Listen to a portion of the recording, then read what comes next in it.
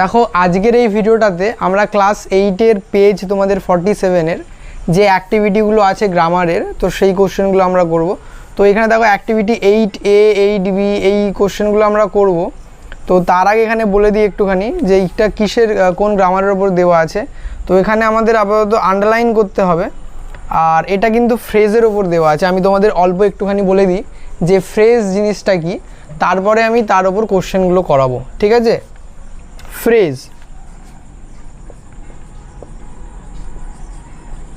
Phrase এটাকে বলা যেতে পারে group of words, group of words, ঠিক আছে। ফ্রেজ মানে হলো গ্রুপ অফ ওয়ার্ডস, মানে বাংলায় যাকে বলে শব্দগুচ্ছ।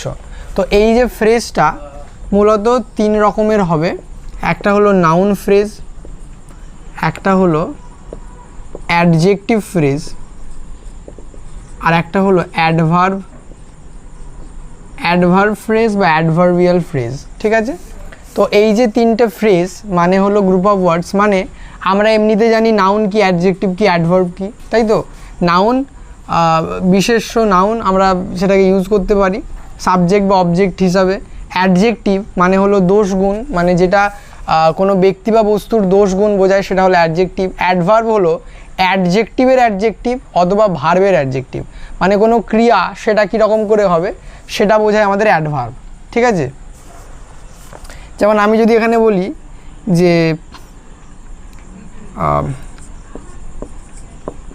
Sudip is a good boy, তাহলে এই সুদীপ এটা হয়ে গেল আমাদের নাউন, আর এখানে এই যে গুড বয়টাও এখানে আমাদের নাউন, আর গুডটা এখানে আমাদের adjective,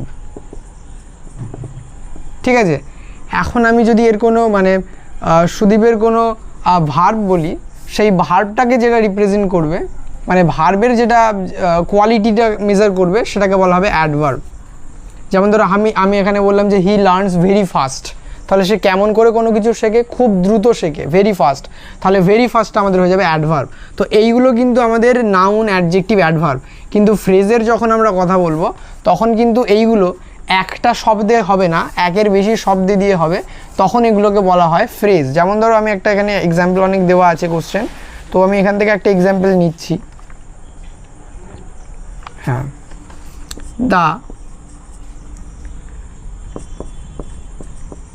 the furniture is made of, তো ফার্নিচারটা কেমন জিনিস দিয়ে তৈরি বা কিসের, সেটা এখানে দেখো লেখা আছে মেড অফ উড, যে ওটা কাঠের তৈরি, ঠিক আছে। এর একটা কিন্তু গুণ প্রকাশ পাচ্ছে এই ফার্নিচারের, সেটা কি, সেটা কাঠের। তো এখানে কিন্তু একটা শব্দ দিয়ে এটা হচ্ছে না, দেখো তিনখানা শব্দ এখানে ইউজ হয়েছে। তো এটা তাহলে এর অ্যাডজেক্টিভ হয়ে গেল, কিন্তু এটাকে আমরা বলবো অ্যাডজেক্টিভ ফ্রেজ, কারণ এখানে একটা সিঙ্গেল ওয়ার্ড নেই, তিনখানা ওয়ার্ড দিয়ে একটা নির্দিষ্ট গ্রুপ অফ ওয়ার্ডস একটা জিনিসকে মিন করছে। তো এইটাকে বলা হয় ফ্রেজ, ঠিক আছে। এটা হলো অ্যাডজেক্টিভ ফ্রেজ। তো এই হলো আমাদের তিন রকমের ফ্রেজ। এবার আমি যখন করাবো তোমরা বুঝতে পারবে যে যখন আমরা আন্ডারলাইন করব জিনিসগুলো, তখন আমি ওখানেই বলে দেবো যেটা কী ধরনের ফ্রেজ, ঠিক আছে। তো আমি এরপরে কিন্তু টেক্সট বুকের বাইরেও তোমাদের অনেক কোশ্চেন করাবো। তো আপাতত টেক্সচুয়াল যে গ্রামারগুলো আছে এগুলোই তোমরা দেখে নাও। তো অ্যাক্টিভিটি 8A, অ্যাক্টিভিটি 8A, ওকে। সো আমি কোশ্চেনগুলো আগে এখানে লিখে নিচ্ছি, দেখো। তারপরে এখানে যেগুলো ফ্রেজ হবে, তিনটের মধ্যে কোনো একটা ফ্রেজ হবে, হয় নাউন ফ্রেজ, অ্যাডজেক্টিভ ফ্রেজ, আর না হলে অ্যাডভার্ব ফ্রেজ। তো যে কোনো ফ্রেজ হলেই আমরা সেটাকে আন্ডারলাইন করবো। অ্যাক্টিভিটি 8A-তে এটা বলছে। তো দেখো কি দেওয়া আছে, Humpty Dumpty sat on a ball.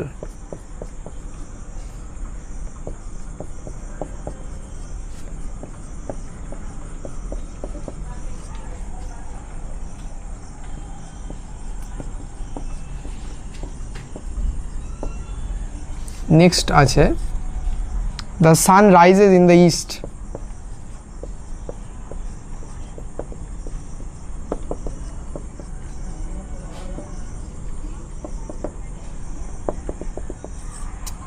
Third আছে the farmer lived in a house.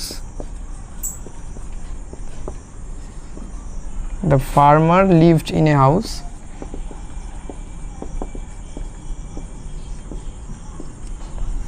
Made of straw.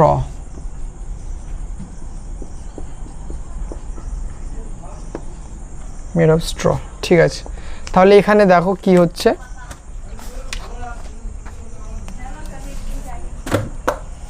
তো হামটি ডামটি স্যাট অন এ ওয়াল, এটা হয়ে যাবে প্রথম আন্ডারলাইনটা, ঠিক আছে। এটা একটা ফ্রেজ বোঝাচ্ছে। The sun rises in the east, আর the farmer lived in a house, হাউসটা কেমন, মেড অফ স্ট্র।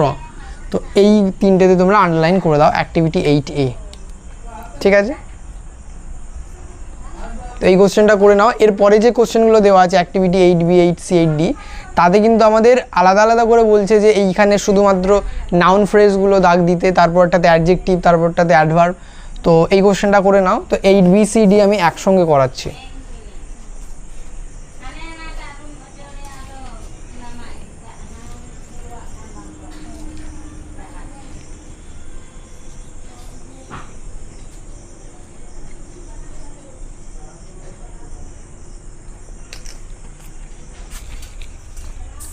তাহলে এর পরেরটা দেখো activity 8Bটা,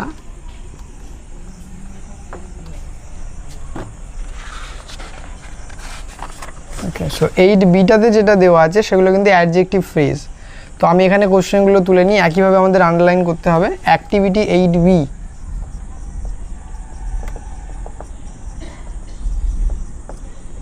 activity 8B, he was a man full of hope. He was a man full of hope. Next আছে a necklace of great value, a necklace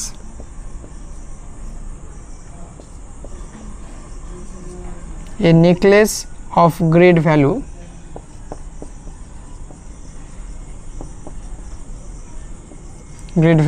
was stolen.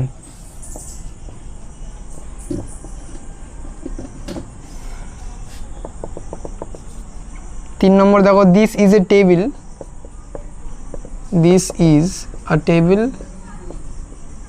made of wood. ওকে, এটা একটি activity 8B। তো এখানে adjective phrase দাগ দিতে হবে। দেখো হি ওয়াজ a man, কেমন man, full of hope, Ashapurna, ঠিক আছে। তাহলে এখানে কিন্তু আমাদের ফুল অফ হোপটা, এটা এই মানুষের অ্যাডজেক্টিভ, মানে যে ম্যান লেখা আছে তার অ্যাডজেক্টিভ হিসেবে ইউজ হচ্ছে এখানে full of hope. A necklace of great value was stolen. তাহলে এখানে অ্যাডজেক্টিভটা কার, এই নেকলেসটা কেমন, অফ গ্রেট ভ্যালু, মূল্যবান, খুবই মূল্যবান। This is a table made of wood, টেবিলটার অ্যাডজেক্টিভ দেখো কী দেওয়া আছে, মেড অফ উড। তাহলে এটা হয়ে যাবে আমাদের অ্যাডজেক্টিভ ফ্রেজ, ঠিক আছে। এখানে তিনটেই কিন্তু অ্যাডজেক্টিভ ফ্রেজ দেওয়া ছিল। তো 8Bটা এবার দেখো কী দেওয়া আছে, 8B তো হলো আমাদের। 8Cটা, তো 8Cটাতে তোমাদের কিন্তু অ্যাডভার্ব ফ্রেজ দেওয়া আছে। Activity 8C, the bird stood in the corner. The bird stood in the corner of his cage.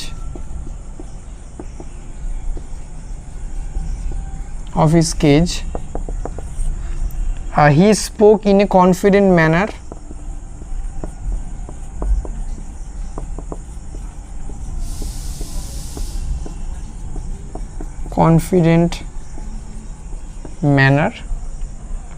Or it's raining.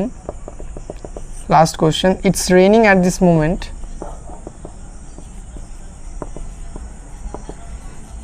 It's raining at this moment.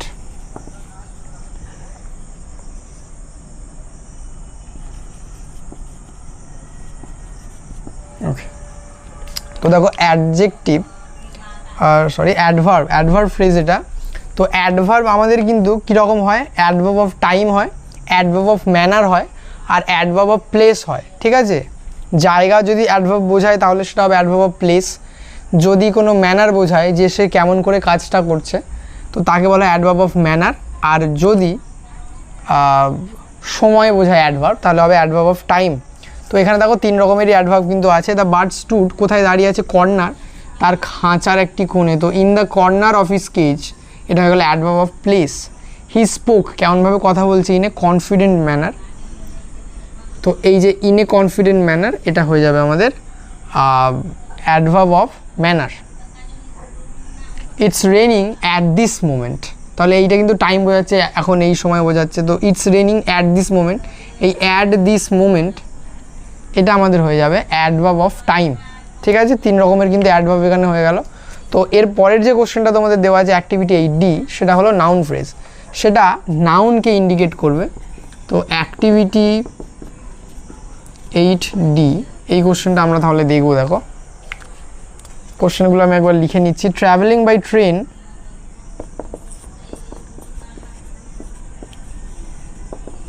Travelling by train, train gives me great pleasure,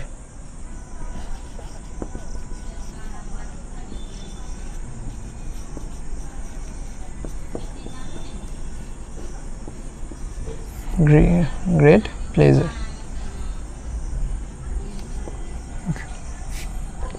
সেকেন্ডটা দেওয়া আছে এখানে, the child refused, the child refused to answer my question,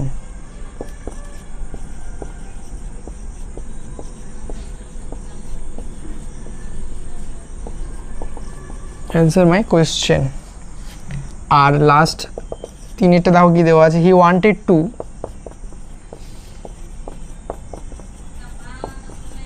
go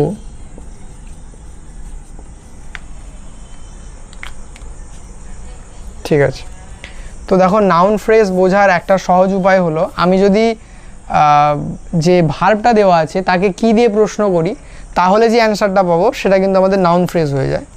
তো travelling by train gives me great pleasure, তো আমাকে কি খুব আনন্দ দেয়, ট্রাভেলিং বাই ট্রেন, এটা আমাদের কিন্তু হয়ে যাবে প্রথমেই noun phrase. Travelling by train gives me great pleasure, এখানে কিন্তু নাউন হিসেবে ইউজ হচ্ছে পুরোটা। দ্য চাইল্ড রিফিউজড, কি রিফিউজড করলো চাইল্ডটা, টু অ্যান্সার মাই কোয়েশ্চেন, আমার প্রশ্নের উত্তর দেওয়া, সেটাকে রিফিউজ করলো। হি ওয়ান্টেড, সে কি চায়, টু গো হোম, বাড়ি যেতে চায়। তো এটা কিন্তু আমাদের হয়ে গেল নাউন ফ্রেজ। তো তোমাদের দেখো 3টে ফ্রেজ এখানে দেওয়া ছিল। তো প্রথম যেটা দেওয়া ছিল সেটা হলো অ্যাডজেক্টিভ ফ্রেজ, এগুলো কিন্তু অ্যাডজেক্টিভ ফ্রেজ, ঠিক আছে। আর এটা হলো অ্যাডভার্ব ফ্রেজ, আর এটা আমাদের লাস্ট ছিল যেটা, সেটা হলো নাউন ফ্রেজ, ঠিক আছে। তো এরপরে কিন্তু কোশ্চেন আরেকটা আছে, সেটা আমরা পরের ভিডিওতে করব। দেখো তো যাতে করে দেখাচ্ছে যে কোনটা কি ফ্রেজ সেটা আমাদের বলতে হবে। তো এটা কিন্তু তোমরা করে নাও, আর এর আগে যে এটা হয়েছিল ওটা অবশ্যই করে নেবে। তো এগুলো তাহলে তোমরা করে নাও, পেজ 49 এগুলো আছে, পেজ 47, 48, 49 এই 3টে পেজ মিলিয়ে কিন্তু এই ফ্রেজের কোশ্চেনগুলো ছিল। তো আশা করছি তোমরা বুঝতে পেরেছো যে ফ্রেজ আসলে কি। ফ্রেজ আর এমনি যে আমাদের ওয়ার্ড হয়, মানে নাউন, অ্যাডভার্ব, অ্যাডজেক্টিভ, এই ওয়ার্ডগুলো মোটামুটি জানা থাকলে তাহলে আমরা ফ্রেজটাও বুঝতে পারবো। সেটা খালি একটা শব্দের জায়গায় 2-3টে শব্দ ব্যবহার হতে পারে, ঠিক আছে, যাতে মানেটা কিন্তু সেই একই রকম, নাউন, অ্যাডজেক্টিভ বা অ্যাডভার্ব যেন বোঝায়, কিন্তু এটা একটা শব্দের বদলে শব্দগুচ্ছ বা অনেকগুলো শব্দ একসঙ্গে ওই জিনিসটা বোঝাবে। তো এটাই আমাদের কিন্তু ফ্রেজ। তো আশা করছি তোমরা বুঝতে পেরেছো। কোনো রকম অসুবিধা হলে অবশ্যই কমেন্টে জানাবে। তো কোশ্চেনগুলো তোমরা খাতায় করে নাও।